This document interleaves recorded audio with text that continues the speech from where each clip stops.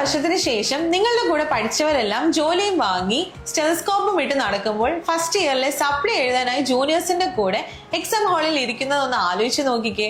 പേടി തോന്നുന്നുണ്ടോ? എങ്കിൽ ഫസ്റ്റ് സെമിസ്റ്റർ മുതലേ നിങ്ങൾ ശ്രദ്ധിക്കണം. ഇനി സമയമുണ്ടല്ലോ, പഠിക്കാമെന്ന് കരുതി മാറ്റിവെക്കുന്ന ശീലമാണ് നഴ്സിംഗ് വിദ്യാർത്ഥികളുടെ ഏറ്റവും വലിയ ശത്രു. ഫസ്റ്റ് സെമിസ്റ്ററിലെ ബേസിക്സ് ആണ് നിങ്ങളുടെ നഴ്സിംഗ് കരിയറിന്റെ അടിത്തറ. അതിൽ വിള്ളൽ വീണാൽ പിന്നീടുള്ള 3 വർഷവും നിങ്ങൾ കഷ്ടപ്പെടും. നഴ്സിംഗ് എന്നത് ഒരു കെട്ടിടം പണിയുന്നത് പോലെയാണ്. അനാട്ടമിയും ഫിസിയോളജിയുമാണ് അതിന്റെ ഫൗണ്ടേഷൻ. ഫൗണ്ടേഷൻ ബലമല്ലെങ്കിൽ മുകളിൽ എത്ര നില പണിതിട്ടും കാര്യമില്ല. ഫസ്റ്റ് ഇയറിൽ നിങ്ങൾ പഠിക്കുന്ന കാര്യങ്ങളാണ് ഫൈനൽ ഇയർ വരെയും പിന്നീട് ജോലി ചെയ്യുന്ന സ്ഥലത്തും നിങ്ങളെ സഹായിക്കുന്നത്. അതുകൊണ്ട് കാണാപ്പാഠം പഠിക്കാതെ കോൺസെപ്റ്റ് മനസ്സിലാക്കി പഠിക്കാം. ഇപ്പോൾ നിങ്ങൾ പഠിക്കുന്ന കാര്യങ്ങളും വെറും പുസ്തകത്തിലെ അറിവല്ല.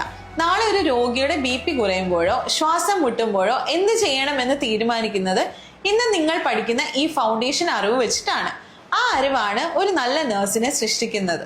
ദിവസവും വെറും 1 അവർ മാറ്റിവെച്ചാൽ ഒട്ടും ക്ഷീണമില്ലാതെ ഈ ഫൗണ്ടേഷൻ സ്ട്രോങ് ആക്കാനും ഫസ്റ്റ് ഇയർ ക്ലാസ്സിൽ ടോപ്പർ ആവാനും സഹായിക്കുന്ന ഒരു ഡെയിലി റൊട്ടീൻ ഉണ്ട്. അത് എന്താണെന്ന് നിങ്ങൾക്കറിയാമോ?